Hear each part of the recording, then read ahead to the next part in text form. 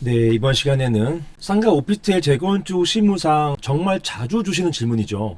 그리고 매번 이 문제가 이슈가 돼요. 그리고 심지어는 제가 지금 어떤 재건축 현장에서 재판 과정에서도 문제되고 있는 부분입니다. 자, 그게 어떤 쟁점이냐면 소유권이 신탁된 경우에 재건축 결의에 있어서 의결권 행사자는 신탁사인가 아니면 구분 소유자인가, 자, 여기에 대한 쟁점입니다. 굉장히 중요하거든요. 중요하고 이 법에 규정이 없어요. 명문 규정이 없기 때문에 이게 판례와 해석을 바탕으로 해가지고 이걸 근거로 해가지고 재건축 진행할 수밖에 없어요. 마침 관련된 판례도 있고, 그러니까 여기에 대해서 한번 정리해 보겠습니다. 자, 제가 질문 한번 읽어볼게요. 주신 질문입니다. 안녕하세요, 변호사님. 저는 안산에 있는 상가 재건축 추진위원회 위원장입니다. 제가 몇 번 말씀드리지만 여기 있는 지명은 그 해당 현장이 아니에요. 다른 곳입니다. 안산이라 하면 안산에 있는 재건축 상가 몇 개 안 되거든요. 특정 상가가 지정될 수 있어서 제가 이슈화 삼고 있는 그 현장은 제가 적고 있는, 즉 제시하고 있는 이런 안산, 이 안산 현장 여기가 아니에요. 따라서 내가 아는 그 안산 거기냐 이렇게 생각하실 필요가 없습니다. 자, 계속 보겠습니다. 다름이 아니고 저희 상가 건물이 노후화되고 오래되어서 현재 재건축을 추진 중에 있습니다. 그런데 재건축을 추진하면서 상가를 매수하는 과정에서 상당수가 신탁이 되어 있는데요. 이 경우에 구분 소유자, 즉 위탁자가 재건축 결의에 있어서 의결권자인가요? 아니면 신탁사가 의결권자인가요? 이런 질문을 주셨습니다. 자, 여기에서 먼저 짚고 가야 될 게 뭐냐면, 보시는 것처럼 상가 재건축하면서 이거 상가 매수하는 경우가 굉장히 많아요. 어떤 SPC 법인에서 매수를 하고, 그리고 매수하기도 하고, 또는 아예 곧바로 신탁하기도 합니다. 이게 왜냐하면 자금 조달을 위해서 그런 거예요. 이 재건축 자금 조달을 위해서 PF가 아니라 브릿지 자금이라 하더라도 신탁이 필요한 경우가 굉장히 많거든요. 그래서 신탁이 되어 있다는 얘기는 아마 자금 조달, 본 PF까지는 아니라 하더라도 브릿지 자금, 보통 계약금이나 설계비나 법률 자문비 이런 거 쓰는 비용이거든요. 이런 브릿지 자금을 조달하기 위해서 신탁이 되어 있는 것 같습니다. 자, 그 다음에 여기에서 구분 소유자라고 되어 있는데요. 이거는 사실은 신탁되면은 구분 소유권이 넘어간 것으로 판례가 다루어지고 있거든요. 그래서 여기에 구분 소유자는 엄밀히 따지면 법상 구분 소유자는 아니고 전 구분 소유자이고, 명칭은 위탁자입니다. 위탁자, 이런 사람을 보시는 것처럼 위탁자라고 하죠. 그렇지만 원래 우리가 알고 있는 구분 소유자, 그 사람은 맞아요.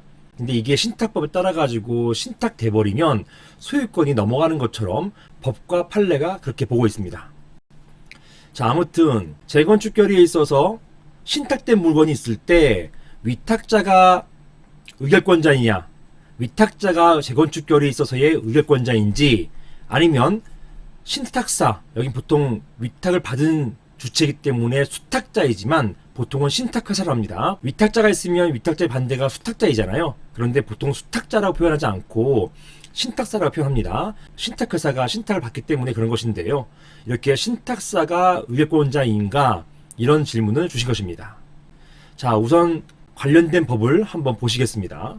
자, 보시면 이 상가 오피스텔 재건축이니까 이게 집합건물법에 따른 재건축이거든요. 그래서 집합건물의 소유 및 관리하는 법률 제47조에 재건축 결의의 근거 규정이 있어요. 자, 1항 보시면 보실게요. 건물 건축 후에 상당한 기간이 지나서 건물이 훼손되거나 또는 일부 멸실되거나 등등 그 밖의 사정으로 건물 가격에 비해서 지나치게 많은 수리 복구비 관리 비용이 드는 경우, 그리고 또는이에요. 또는 부근 토지 이용 상황 등의 변화에 따라 가지고 이 건물을 재건축하는 것이 좋겠다. 즉 재건축하면 그 건물 효용이 현저하게 증가되는 경우에, 즉 이게 재건축의 필요성이에요. 노후화되거나 아니면 주변 토지 이용 상황에 따라 가지고 재건축하는 것이 낫겠다. 이런 경우에 어떻게 된다? 과단 집회는 결의할 수 있다라고 되어 있어요. 즉 재건축을 결의할 수 있다. 그 건물을 철거해서 대지를 구분 소유권의 목적이 될 새 건물 대지로 이용할 것을 결의할 수 있다. 이렇게 규정해 놓고 있습니다. 자, 보시는 것처럼 과연 집회는 결의할 수 있다. 이 과연 집회 결의예요.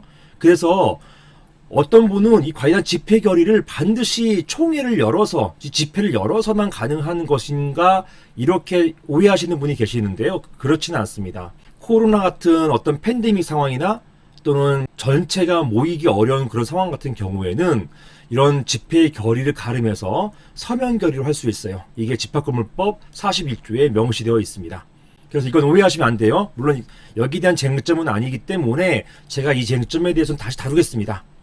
하지만 결론부터 말씀드리면 이 과이단 집회 결의를 반드시 실제로 열어야 되는 것은 아니다.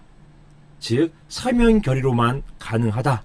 이게 집합건물법에 명시되어 있고, 관련된 판례, 제가 이 판례들을 많이 받아놨어요.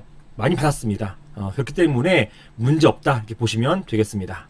2항 보시면 제1항의 결의, 이게 재건축 결의잖아요. 이 재건축 결의의 정족수에 대해서 얘기하고 있습니다. 즉 구분 소유자의 5분의 4, 80%잖아요. 이상과, 그리고 의결권, 이 의결권의 5분의 4, 80% 이상의 결의에 따른다. 이렇게 규정되어 있습니다. 여기에서 이 구분 소유자, 요게 이제 핵심인 거죠. 이 구분 소유자가 사항 같은 경우는 위탁자이냐 아니면 신탁을 받은 신탁 회사이냐, 요게 이제 핵심 쟁점이 되는 거예요.